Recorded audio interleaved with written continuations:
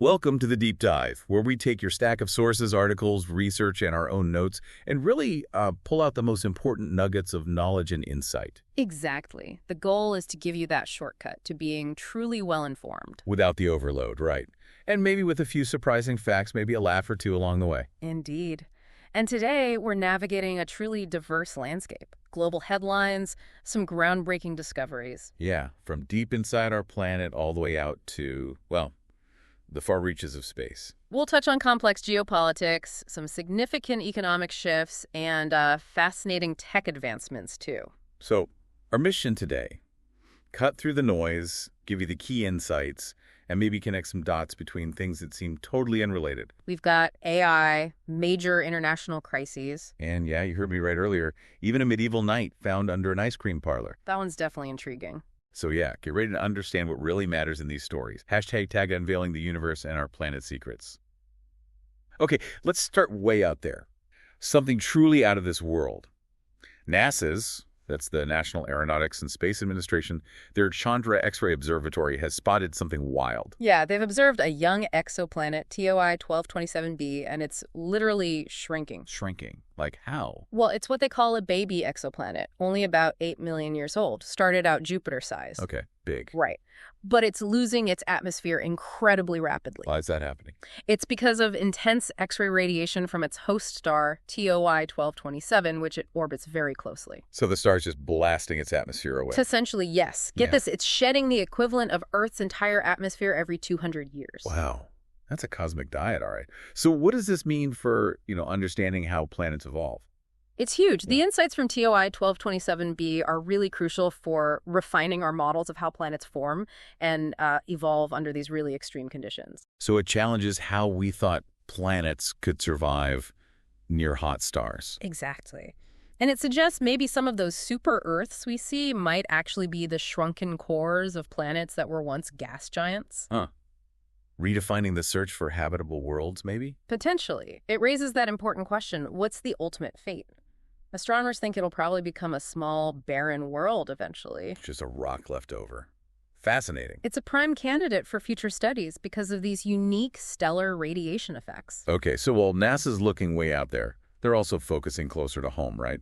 With a big new Earth mission. That's right. NASA's teaming up with ISRO, the Indian Space Research Organization. The NISAR mission. Precisely.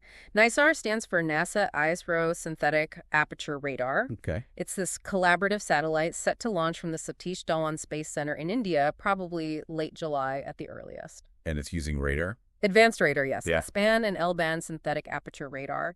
The key thing is these specific types can penetrate clouds, vegetation. So it can see the surface no matter the weather. Exactly. It allows for continuous all-weather monitoring of nearly all land and ice surfaces on Earth, twice every 12 days. And the precision is incredible, right? Down to the centimeter. Down to the centimeter, yes. Detecting surface changes that small. So it's basically Earth's superpowered health tracker, watching for tiny shifts from space. That's a good way to put it. It'll massively help in understanding and responding to natural hazards. Like earthquakes, landslides? Volcanoes, weather disasters, you name it. Yeah. NISAR will give us this continuous, high-res data set. It's indispensable for disaster prep, climate monitoring, resource management. Globally? Globally, yes. NASA's actually going to detail more about it at a news conference on July 21st. Good to know. And speaking of Earth's fundamental forces, moving from space down deep underground, there's a new study looking at these massive blobs in the Earth's mantle. Ah, yes, the mantle blobs. Could they be linked to future mass extinctions? That's the question they're exploring. These are known as mobile basal structures, or more technically, large, low shear velocity provinces. Okay, break that down. What are they? Think of them as massive, almost continent-sized structures made of unusually hot, dense rock. Deep inside the Earth. Very deep. In the mantle, almost down at the boundary with the core. Right. And scientists are studying their composition, their behavior, because they might hold clues about what triggers these huge volcanic events, these large, igneous provinces. And those events could impact the whole planet's environment. Biodiversity? That's the potential link they're investigating, yes. So literal giant blobs deep inside the Earth could maybe Yeah. trigger cataclysms. Well, that's a bit unsettling, like finding out your house is built on a, I don't know, slowly shifting giant marshmallow. It does highlight the immense power of geological forces, doesn't it? Understanding these deep Earth processes is vital for long-term planetary forecasting. Even if the timescales are, geological, not human. Exactly. It's a reminder that while we're using tech like NISAR to watch the surface, these deep forces are constantly shaping things. Okay, so from deep Earth forces to something maybe a bit more celebratory. For space fans, NASA's Marshall Space Flight Center down in Huntsville, Alabama, Ah, yes, Marshall. they're celebrating their 65th anniversary on July 19th. Right, a big milestone. They're having a community event at the Orion Amphitheater. Sounds fun. What's happening? Space exhibits, music, food, interactive stuff. And they'll also have members of the Expedition 72 crew there. Oh, the ones just back from the International Space Station. Yeah, it's them sharing insights from their, over 1,000 hours of science up there. Wow. So a great chance for people to actually meet space explorers. Definitely. A good opportunity to engage directly with the human side of spaceflight. #tag the future of technology and AI's impact. Okay, let's shift gears now. Technology. And the big one. Artificial intelligence, or AI. Always a hot topic. Yeah, and this time, researchers from OpenAI and Anthropic are voicing some concerns. They're talking about a, quote, reckless safety culture at Elon Musk's xAI. Mm-hmm. The core issue they're pointing to is xAI launching Grok 4 without any documented safety testing. No testing. Or at least none that's been publicly documented. And these researchers claim this breaks with established industry best practices. So it's that move fast and break things idea, but applied to AI, which could have, well, more serious implications. That seems to be the concern, yes. This kind of rapid, unaudited deployment in AI raises critical questions. It's not just if it's risky. It's how it's risky. Exactly. How does this deploy first, test later approach potentially create systemic vulnerabilities or biases, things that become incredibly hard to fix once they're out there? Right. Trying to retrofit safety is way harder. Yeah. So what specific things are they worried about? Like uncontrolled AI behavior? Things like that, yes. Unpredictable behavior in advanced models, propagating harmful biases without enough testing beforehand, maybe generating convincing but totally wrong information at scale. Okay. It definitely raises questions about accountability in this space. Absolutely, especially as AI evolves so quickly. Okay, shifting from AI development to consumer tech. Yeah. Google. They've got an event coming up. Yes, their Made by Google event, or the Pixel launch event. It's set for August 20th. And the focus is AI again. Very much so. They're expected to unveil new Pixel hardware, likely the Pixel 10 and Pixel Watch 4. Any rumors catching attention? There's quite a bit of buzz around the Pixel 10 Pro Fold. Projections suggest it might surpass the Samsung Galaxy Z Fold 7 in battery life and dust resistance. Interesting. So more foldable competition with better durability and power, and AI baked in. That seems to be the direction, integrating advanced AI right into our personal devices, making them smarter, more resilient. Cool. Now here's an interesting intersection. Tech and sustainability. General Motors, GM, is teaming up with Redwood Materials. Ah, Redwood. The battery recyclers. Right. And they're going to power data centers using old electric vehicle EV batteries. Exactly. Redwood found a profitable way to repurpose these used EV batteries for grid storage projects. So instead of just recycling the materials, they give the whole battery pack a second job. Right. It makes data centers more sustainable, contributes to eco-friendly energy solutions, and tackles that growing issue of what to do with old EV batteries. So old car batteries get a second life as giant power banks for the internet. That's genius. It really is a great example of the circular economy in action, turning potential waste into a valuable resource. Makes total sense. And speaking of tech integrations, even our work tools are getting AI upgrades. Slack, for example. Yes, Slack is boosting its search capabilities with AI and adding transcriptions and summaries for its Huddles feature. Huddles are like their quick audio meetings, right? Correct. So now users can toggle on an AI notes and transcription feature. And it just summarizes the chat in real time. Basically, yes, designed to streamline communication, make meetings more efficient, maybe less frantic note-taking. I could use that. Okay, what about the gaming world? Roblox. Roblox is introducing new safeguards for teens, including age estimation technology. How does that work and why? Well, the goal is to enhance platform security, protect younger users from inappropriate content. By getting better at estimating user ages, Roblox hopes it can more effectively enforce age restrictions. Makes sense. A big challenge for platforms with so many young users. A vital step, really. Okay, now switching to the geopolitical side of tech. There's a deal involving the United Arab Emirates, the UAE, and NVIDIA AI chips. Yes, that deal is reportedly on hold, What? while U.S. concerns. The worry is that these advanced AI chips sold to the UAE could potentially find their way to China. Ah, the tech export controls issue. Exactly. It highlights those ongoing geopolitical tensions around advanced, potentially dual-use technologies, the U.S. trying to control access to cutting-edge AI hardware. Got it. Now, for our listeners interested in finance, particularly crypto. Always a volatile area. Indeed. There's an analyst, Ran Neer, who apparently called every crypto cycle since 2017. That's the claim. He built a media presence, crypto banter, and apparently has a blueprint now for a $250,000 Bitcoin run. $250,000 for Bitcoin. Wow. His take seems to be that this time is different for the market, suggesting unique factors could drive that kind of growth. A very bullish outlook then. Something for crypto watchers to consider. Definitely. Okay, and lastly in this tech section, a development in military tech. Russia and India. Yes, they're reportedly working together on a hypersonic version of the BrahMos cruise missile. Brahmos, named after rivers in both countries, right? Brahmaputra and Moskva. That's correct. It's a long-standing joint venture. The former head of BrahMos Aerospace, Atul Ran, revealed this development. And these missiles are already in use. Yes, the current versions are supersonic. India's defense minister has praised their role, and apparently up to 15 countries are interested in buying them.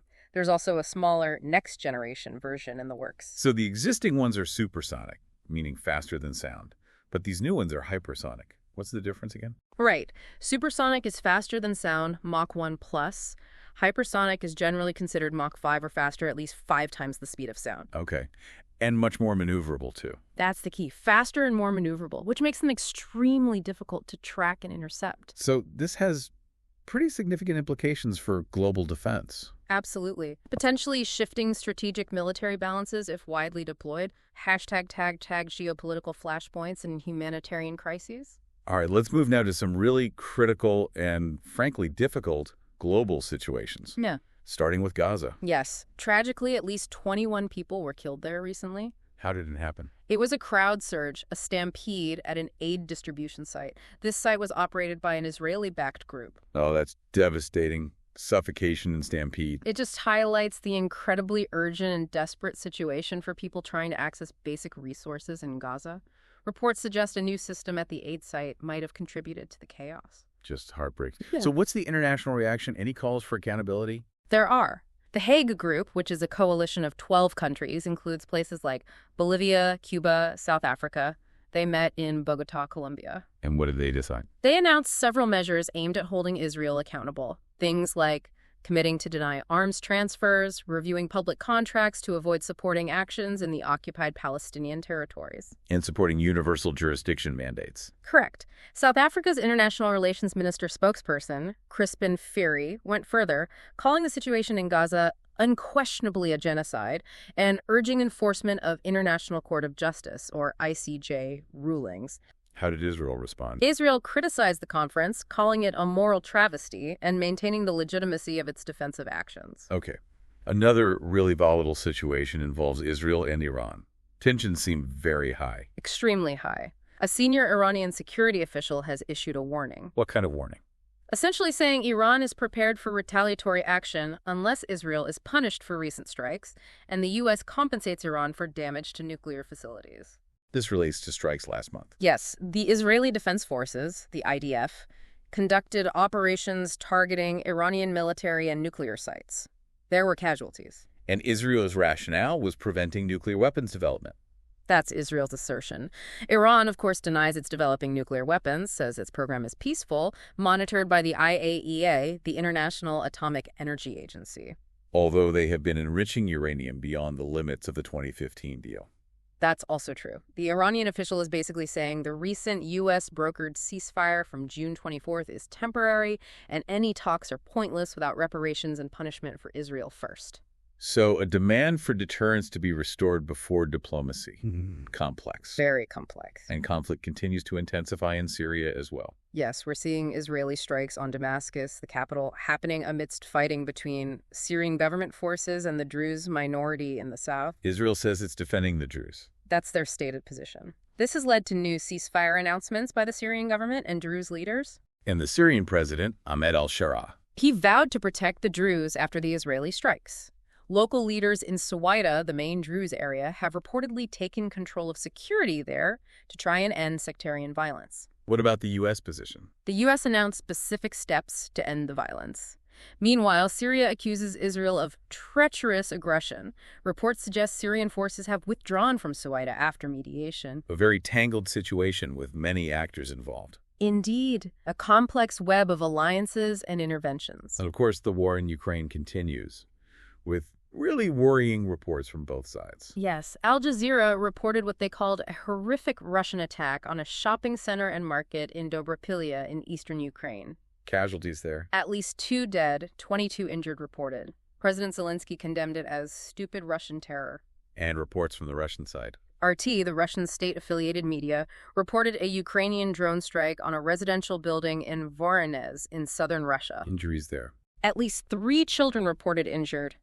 Russian officials called these kinds of strikes terrorist attacks targeting civilians. It just sounds like the conflict is becoming increasingly brutal for civilians caught in the middle on both sides, these tit-for-tat attacks on civilian areas. What does that signal? It signals a devastating human cost, certainly, and it makes any path to de-escalation extremely difficult when both sides are accusing the other of terrorism against civilians. Are there other developments? Yes, RT also reported on newly surfaced videos allegedly showing escalating violence and abuse by Ukrainian draft officers. Forcing potential draftees into vehicles, this busification practice. That's the term being used, yes. Forcing people into unmarked vehicles. Yeah. A high-ranking Ukrainian defense official apparently acknowledged that misconduct by draft officers is an issue. So domestic challenges with conscription too. It appears so. But militarily, how is Ukraine doing on the front lines? Well, Reuters reports that Ukraine's heavy use of drones creating a drone-infested front is successfully slowing down Russian advances. Ukrainian military leaders are emphasizing drones are critical. Absolutely. There's even discussion about whether a major surge in Western-funded drones could potentially halt Russia's invasion entirely. But the rhetoric remains harsh. Extremely. Former Russian President Dmitry Medvedev recently likened Ukraine to Nazi Germany, calling for its demilitarization, denazification, and democratization. That highlights a massive ideological gap. No easy path to peace there. No. And adding to the pressure, Latvia's Foreign Minister, Baiba Braze, urged U.S. President Donald Trump to immediately sanction Russia to weaken its war machine, arguing against giving more time for diplomacy. A push for decisive action from some quarters. Okay, this next story feels like it's straight out of a spy movie. Oh. An investigation by Declassified UK found the British Foreign Office was covertly paying foreign YouTube influencers Paying them for what? to spread content that aligned with UK foreign policy objectives. Influence operations. How was it kept covert? Non-disclosure agreements, NDAs. The influencers were bound by them to hide the funding source. So a modern take on soft power, using digital voices. Exactly. The report likens it to Cold War propaganda tactics, using private contractors like Zinc Network to find and, quote, groom these influencers. In specific regions. Places like the Balkans, Myanmar, former Soviet territories. So it's not just states considered adversaries doing this kind of thing. That's really interesting. It certainly adds a layer to understanding global information flows. Critics argue this undermines genuine democratic discourse and transparency. Because it manipulates perceptions through content that seems independent. Precisely. It raises ethical questions about these kinds of psychological operations or psyops tactics, even when used by liberal democracies. It's a complex area. #tag shifting global politics and U.S. domestic developments. Okay, let's pivot now to shifting global politics and particularly some developments involving the U.S., specifically former President Donald Trump. Lots happening there. Seems to be a lot of news surrounding him today. First up, the financial markets. They seem jumpy about speculation he might fire the Federal Reserve Chair, Jerome Powell. Yes, CNBC reported a volatile session for the S&P 500 index. Futures slipped on that speculation. Has Trump said he'll fire him? He's denied any current plans to fire Powell, though reports suggest he had drafted a dismissal letter at one point. Now he's saying it's highly unlikely. But the market reacts anyway. Oh, absolutely. The market is very sensitive to these rumors. There are concerns about the potential chaos if the Fed chair were actually dismissed abruptly. So the economy basically holds its breath every time there's a tweet or a rumor about the Fed chair. Seems like a tense game for investors. It really highlights how much political rhetoric can impact market stability. It's a delicate balance, that relationship between politics and central bank independence. Okay, also from former President Trump, something about Russia being called a non-ultimatum ultimatum. It wasn't the really tough sanctions some expected, like those proposed by Senator Lindsey Graham. What did Trump propose instead? 100% tariffs on Russia and its trading partners, but delayed by 50 days and contingent on Russia's response. So conditional tariffs with a delay. What else? He also announced some ambiguous arms sales to Ukraine, mentions 17 Patriot missile systems, but the specifics are apparently unclear. So what's the analysis? Is this seen as a strong move or something else? I heard some call it Trump always chickens out, or TACO. That acronym has definitely surfaced in some political commentary. The analysis suggests it might be a strategy to sound tough without actually escalating tensions too much. Provides diplomatic cover. Possibly. And maybe benefits the U.S. financially outsourcing defense costs to Europe, selling older U.S. military hardware to Ukraine. And who benefits most from this approach? Critics argue Russia might benefit most from the strategic ambiguity and the delay, as there aren't immediate concrete de-escalation demands tied to it. Okay, now this next one is quite a statement from Trump. He apparently said, only stupid people care about Epstein files. Yes, that was his reported comment. It refers to his criticism of Republican supporters who are skeptical of a recent Department of Justice DOJ report. What did the DOJ report conclude? It concluded that no list of high-profile clients related to Jeffrey Epstein's alleged sex trafficking ring exists. Which contradicts a lot of narratives out there, some that Trump himself seemed to fuel earlier. Exactly. So he's now criticizing his own supporters who don't accept the DOJ findings. Calling them weaklings, even. That seems like a significant turn against a part of his base. It really underscores some growing internal divisions within the Republican Party, particularly around trust in government institutions and federal investigations like the DOJ's. Did the DOJ release anything else? They released some limited surveillance footage from Epstein's jail stay. Apparently shows a 1-minute gap and only partial views. Which probably just fuels more conspiracy theories. Despite the official findings, yes. Prominent figures like Elon Musk and House Speaker Mike Johnson have also weighed in, demanding more clarity on the whole situation. Okay, moving to immigration. A report from FWD.US is looking at the impact of the Trump administration's latest policies. Yes, a critical examination. The report warns about the potential economic and human costs. What are the specific warnings? It suggests that mass deportations, canceling work permits for people under DACA, that's Deferred Action for Childhood Arrivals, and TPS, Temporary Protected Status, Plus, strict limits on legal immigration. could end up costing the average U.S. household around $2,150 per year by 2028. How? Why that cost? Mainly due to projected increases in food and housing costs, plus the loss of over 2 million workers from key sectors like agriculture and healthcare, where immigrant labor is significant. So it's framed not just as a humanitarian issue, but a direct economic hit for many American families. Absolutely. It highlights concerns about economic stability and also the potential for widespread family separations, as many U.S. citizens live in mixed-status families. Is there anything related to this? Relatedly, yes, the Department of Homeland Security, DHS, reported a huge surge, 830%, in violent assaults against U.S. Immigration and Customs Enforcement, or ICE agents, since Trump's inauguration. 830%. That's staggering. What's DHS attributing that to? They're attributing it to inflammatory rhetoric from politicians and media figures directed at ICE and immigration enforcement. Okay. Now, in what seems like a bit of a twist, Bloomberg is reporting that President Trump is actually softening his trade stance towards China. That's the report. A shift aiming to facilitate a summit with Chinese President Xi Jinping. And secure a trade deal. So, less of the aggressive tariff approach. Apparently departing from that, yes. The focus now seems to be on signing purchase deals, getting tangible results fairly quickly. So, less trade war, maybe more trade negotiation. Perhaps, though internal disagreements among Trump's advisors reportedly persist. Some still pushing for a tougher line. Yes, particularly on technology and national security issues, while others support this more moderated approach. Any examples of this dynamic? Well, the recent decision to allow NVIDIA to resume selling its H20 AI chips to China is seen by some as controversial, an example of this evolving, perhaps less confrontational stance. Interesting. Okay, this next one is, well, it's something. President Trump announced Coca-Cola is switching from high fructose corn syrup to real cane sugar in the U.S., Yes, he announced that, and he's taking credit for convincing Coca-Cola. saying cane sugar is just better. That was his quote. And his health secretary, Robert F. Kennedy Jr., supports the idea, criticizing corn syrup's links to health issues like obesity and diabetes. Has Coca-Cola confirmed this big switch? Not officially. They've only put out a statement appreciating Trump's enthusiasm for their products. So maybe don't expect Mexican Coke-style sugar everywhere just yet, but the president is certainly a very influential taste tester. It certainly generated headlines regardless of official confirmation. All right, moving to legislative news in the U.S.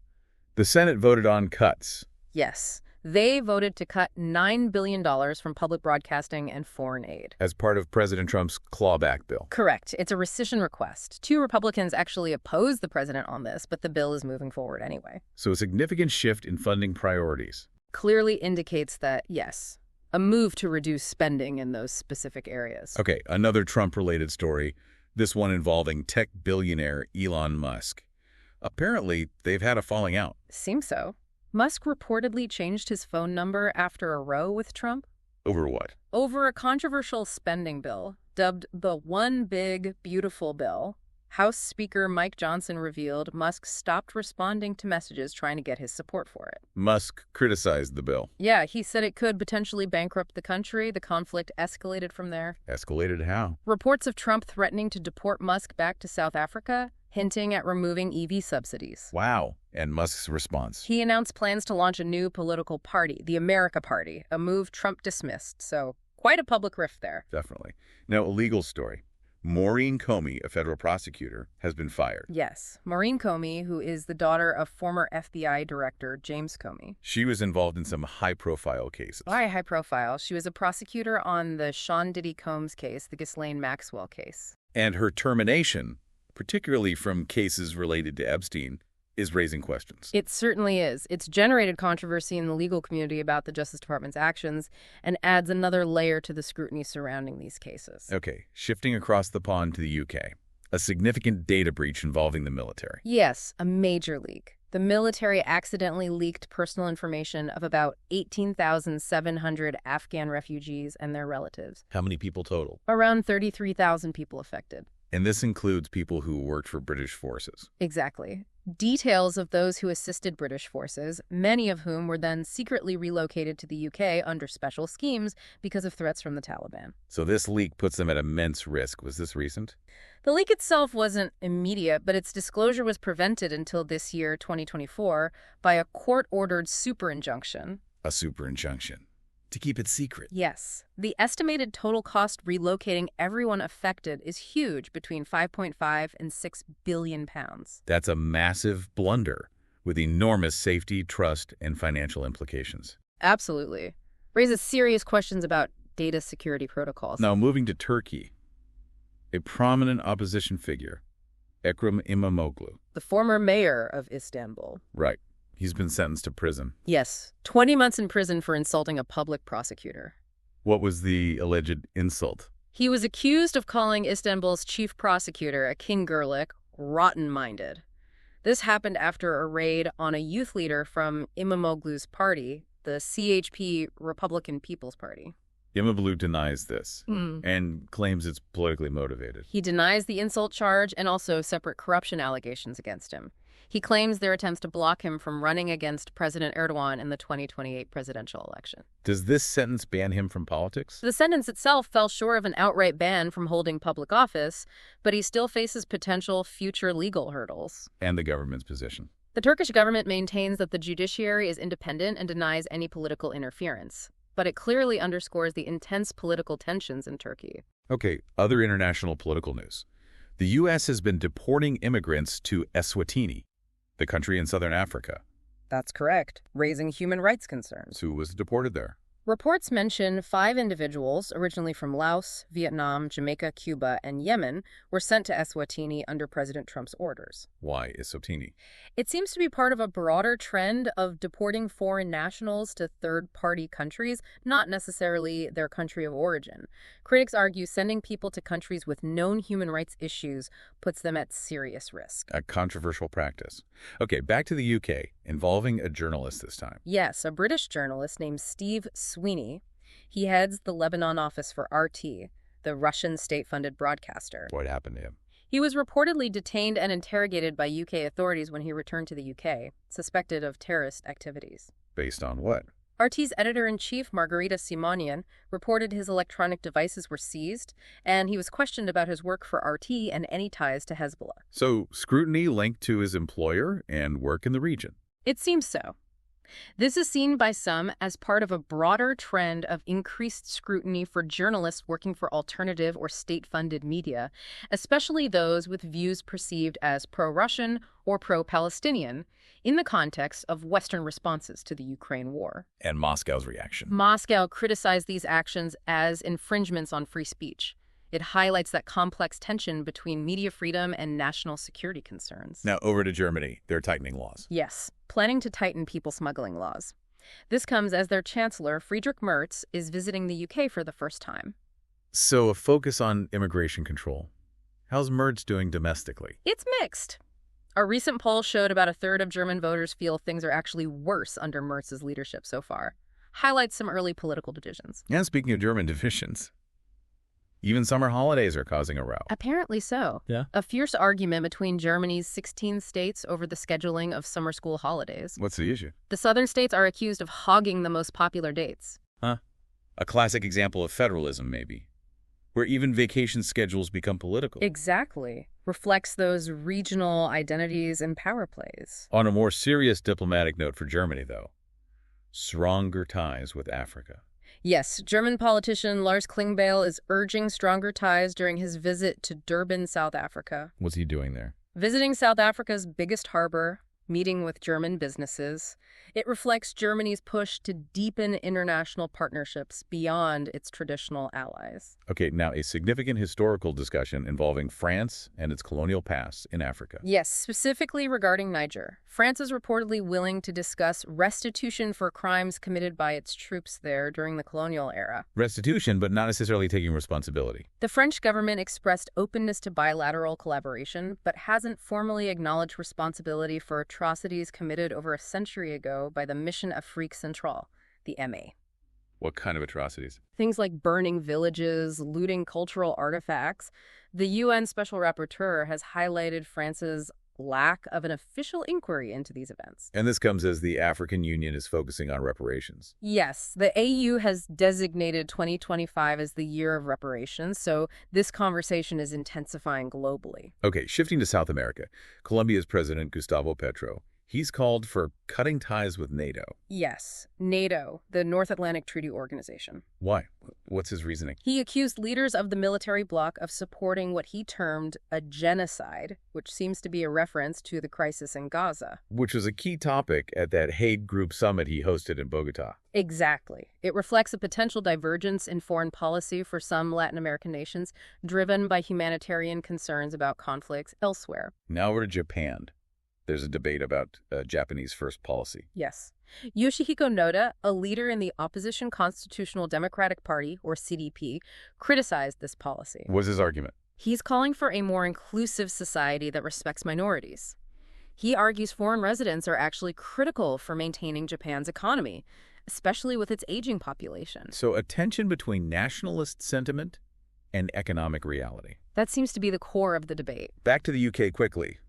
Electoral reform planned. Yes, a significant one. Lowering the minimum voting age to 16. Down from 18. Correct. It's part of broader election reforms that also include changes to voter ID requirements. Aiming to make voting more accessible to younger people. That's the goal. Could potentially shift the electoral landscape a bit by bringing in that younger demographic. Also in UK politics, a Labour member of Parliament, an MP, Rachel Maskell, has been suspended. Yes, a veteran MP, she was suspended from the party Why was she suspended? after she voted against the party line on welfare reforms and also due to comments she made about racism, which the Labour Party said it's taking incredibly seriously. What's her response? Maskell maintains that suspension doesn't silence her and emphasized the importance of the government listening to backbench MPs. Points to some internal party discipline issues. And finally, in this section, a worrying situation developing in Bangladesh. Yes, authorities there are bracing for potential further unrest. Following what? Violent clashes at a rally that resulted in 4 deaths and over 50 injuries. Who's clashing? Security forces and supporters of the ousted Prime Minister, Sheikh Hasina. It highlights ongoing political tensions and instability there. The interim government has vowed to investigate the violence. Tagged economic shifts and market trends. Okay, let's turn our attention to the economy now. Starting again in the UK. Inflation numbers caused a surprise. Yes, a surprise jump in inflation. And this could complicate things for the Bank of England. Regarding interest rates. Exactly.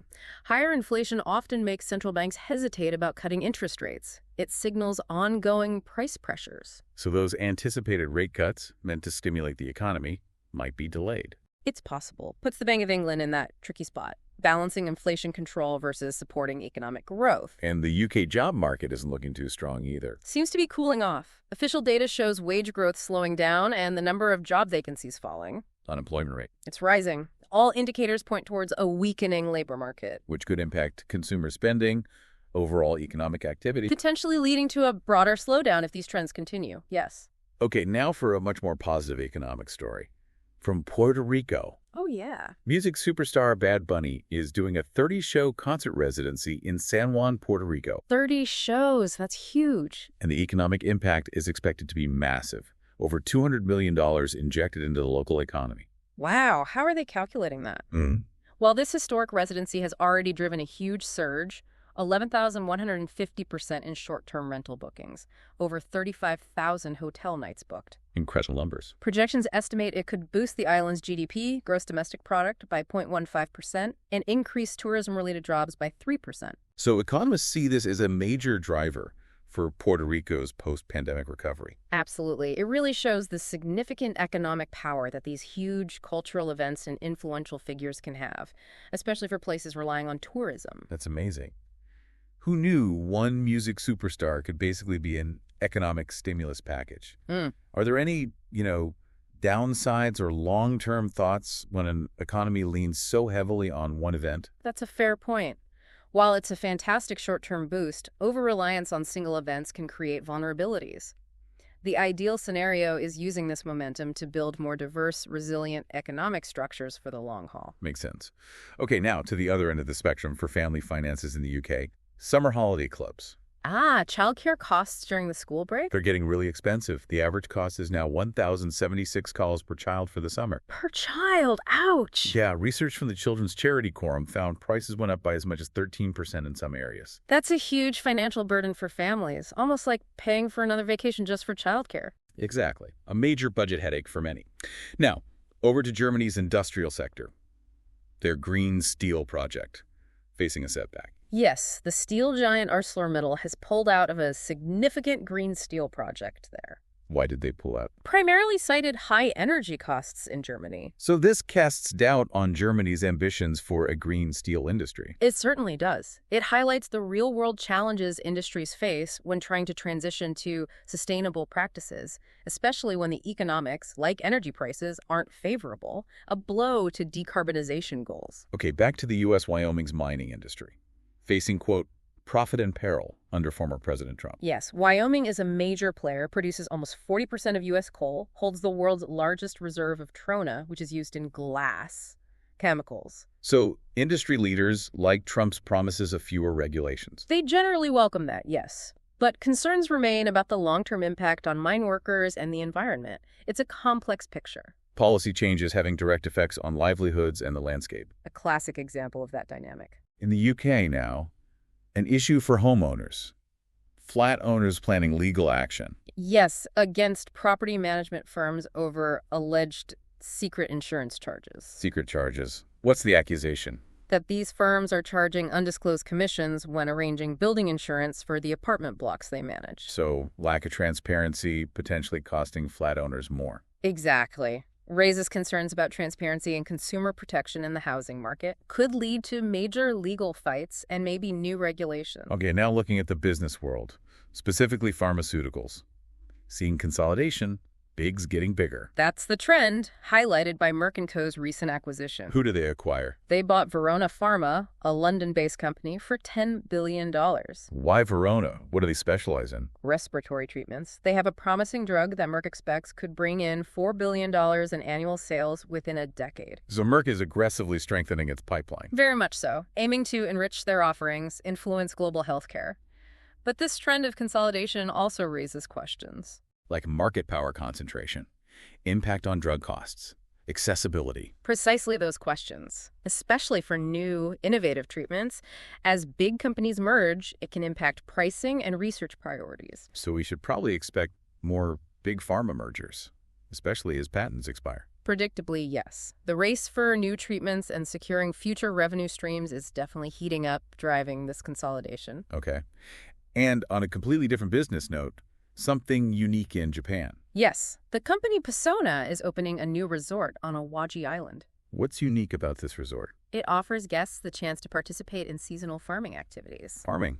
It's part of the vacation. Yeah, it's called Hataka no Resort Sanson Villa. Has 11 separate villas, and each one comes with its own small field where guests can actually sow seeds and harvest produce. Huh.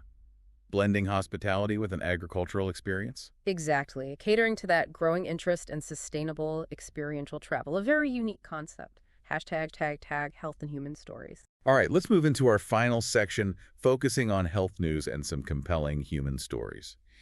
And starting with some truly groundbreaking science. Yes, this is quite remarkable. 8 healthy babies have now been born using IVF, that's in vitro fertilization, but with DNA from 3 people. 3 people's DNA. How does that work? It's an innovative approach pioneered by UK scientists called mitochondrial donation. Mitochondrial donation. The aim is to prevent devastating inherited diseases, specifically those linked to mitochondria, the powerhouses of our cells, by incorporating mitochondrial DNA from a third person, a donor. They can bypass the mother's faulty mitochondrial DNA. Exactly. The result is healthy, disease-free newborns. It's pushing medicine into really uncharted territory. That's just incredible for families facing those specific genetic diseases. Truly remarkable. What are some of the, the broader implications or ethical thoughts around this? It is incredible, and yes, it definitely sparks important discussions about genetic modification, the definition of parenthood with a third genetic contributor. But the immediate impact is alleviating profound suffering from illnesses that had no effective treatment before. So you have to balance those societal discussions with this clear humanitarian benefit. Absolutely. Okay, next, a crucial health fact check. Sunscreen. Does it increase the risk for skin cancer? You hear this sometimes. Right. It's a myth that unfortunately persists. But no, studies and overwhelming expert consensus confirm sunscreen protects against harmful UV ultraviolet radiation. And UV radiation is a known cause of skin cancer. Absolutely. So the claim that sunscreen increases cancer risk is false. Same goes for claims that people with darker skin don't need UV protection or that nutrition alone can replace sunscreen. Not supported by science. So keep using sunscreen. Definitely. It remains a vital tool for preventing skin damage and skin cancer, a critical public health message. Okay, next topic.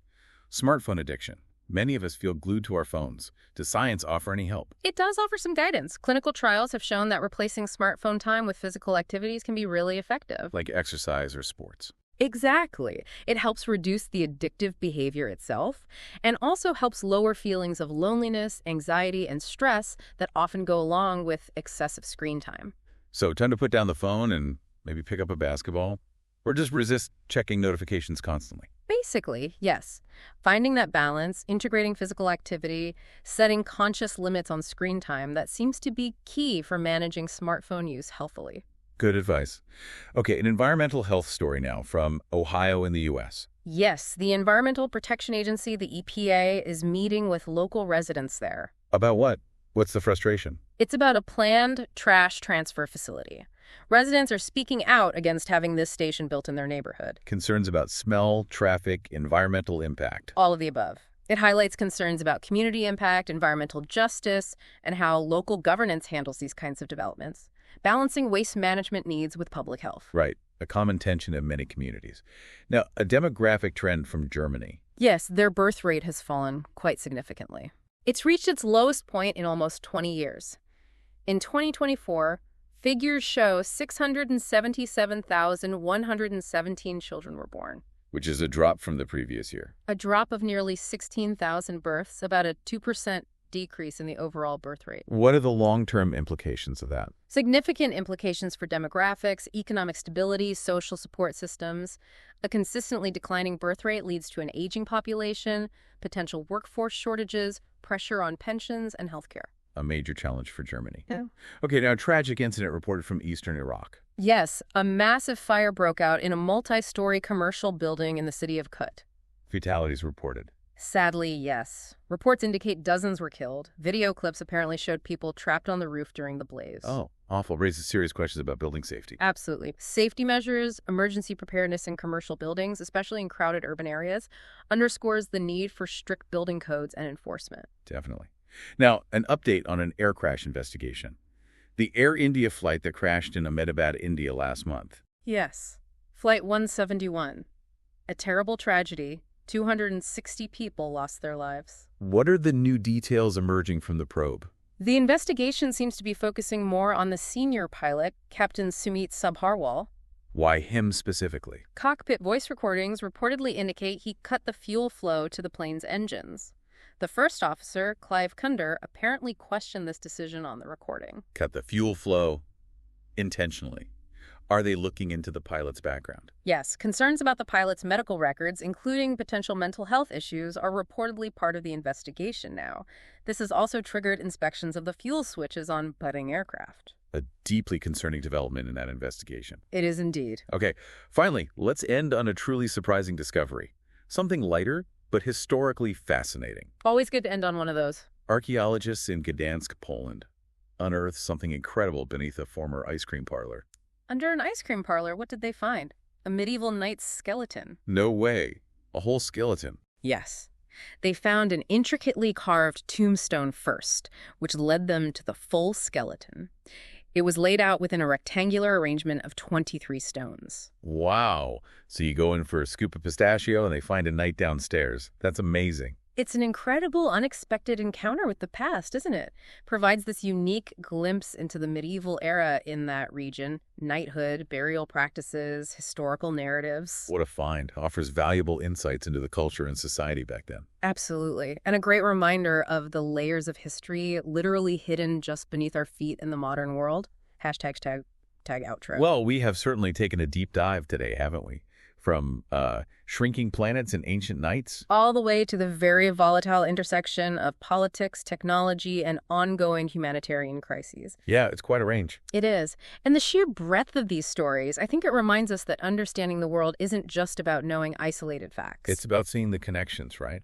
Exactly. Recognizing those intricate connections between science, policy, human experience, whether it's the ripple effect of a new AI policy or the long-term implications of geopolitical tensions. It's all intertwined. So as you're listening, what stands out to you? What are you going to be mulling over from today's deep dive? Maybe it's those ethical questions around AI development without clear safety nets. Or the ongoing human toll in places like Gaza or Ukraine, demanding more effective aid and diplomacy. Or maybe, just maybe, You'll be wondering what other historical treasures might be hidden right under our modern world, perhaps even under your own feet. keep asking those questions, keep seeking out different perspectives. Remember that being well-informed, it's an ongoing journey. Indeed it is. Join us next time for another deep dive into the stories shaping our world. Until then, stay curious.